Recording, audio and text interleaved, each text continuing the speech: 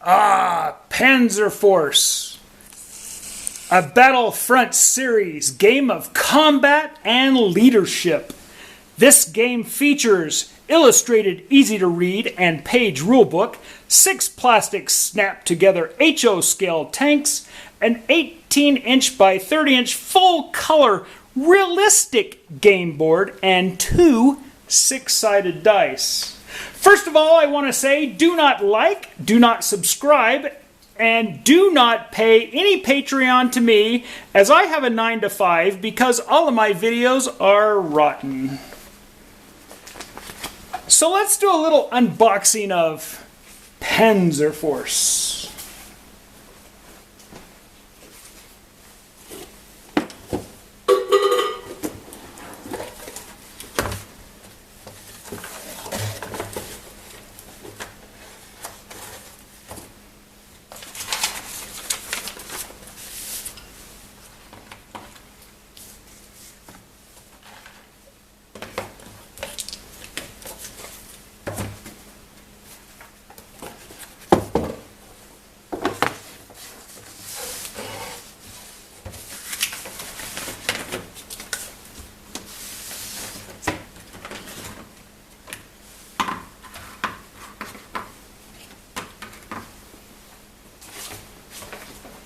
So back about 1979-1980, I went to my local hobby shop and I purchased this board game called Panzer Force, another Battlefront series designed by John Hill. First of all, thanks Mr. John Hill for providing many hours of entertainment when I was younger, as if I was able to get anybody interested to play with it anyway.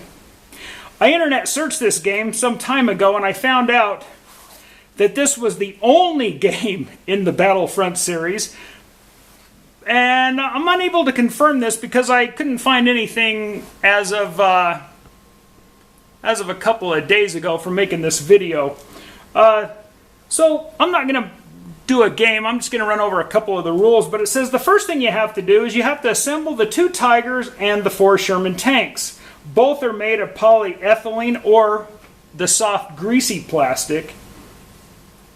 To begin the game, each player rolls the dice. The one with the highest gets to place all 6 tanks on the board anywhere they choose, and then they get to choose which side they want to be.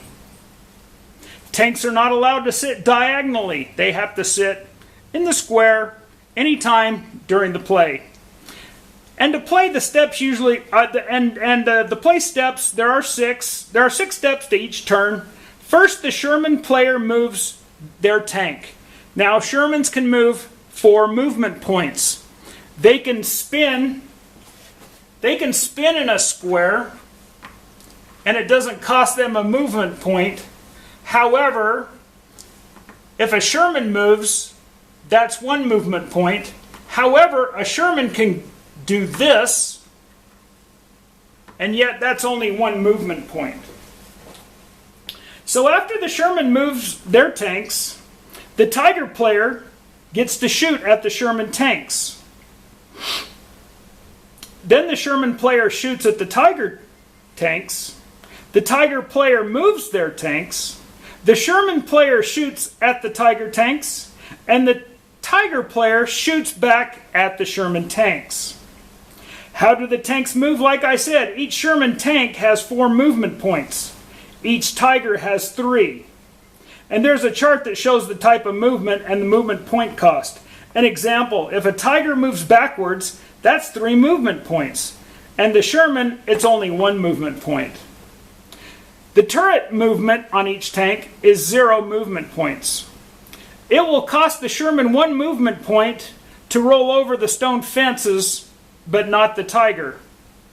Let's get to the shooting. First, you have to have a clear line of sight. No shooting over a tank or through a square with trees, even a little bit, says the rules. And to shoot, you have to roll 2 dice.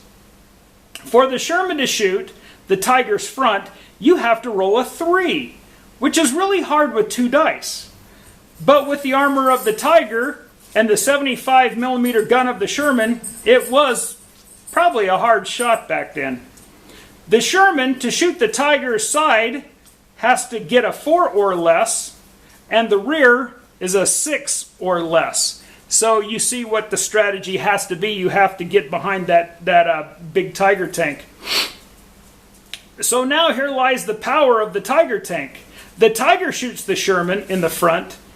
It has to get a 6 or less with 2 dice. The side of the Sherman is 7 or less, and the rear of a Sherman is 8 or less. But then there's dice roll changes. If the target tank is behind a stone wall, you have to add 1 to the dice roll. If the target tank is in the next square adjacent to the shooting tank, subtract 2 from the dice. If the target tank moved before you shot, add 1 to the dice roll. And if you move just before you shot, add 2 to the dice roll. When the tanks are destroyed, the turret is removed and the hull becomes an obstacle, as you may not shoot through the square that is occupied by a wrecked tank. I remember when we were kids, we not only removed the hull, but we would take a little bit of cotton and we would place it up there, and that is what we did back then. And I thought that was a pretty awesome spectacle to see a burning tank. So now you can also change the rules to expand the game. Like, you can say that one of the Shermans has the new 76mm gun, so you subtract 1 from the dice roll. And also has changed the rule that the state of the Tigers were low on ammunition, and if a Tiger player happens to roll an 11 or a 12, that Tiger is out of ammunition for the entire game, and there is no other optional rules other than that.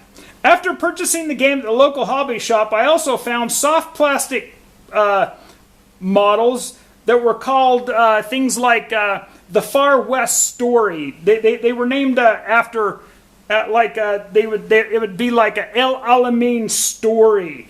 And in these stories, they also provided plastic. So that's where I got the other 2 Shermans. And that's where I got these 2 ambulances I collected. And that's where these big howitzer type tanks came from. One of those plastic sets called a story. So I just want to say thank you to Mr. John Hill for designing this fun and entertainment game, along with Dana Lombardi for the game development and graphic design, and Mike Leahy for the game app art. Thanks a lot for watching.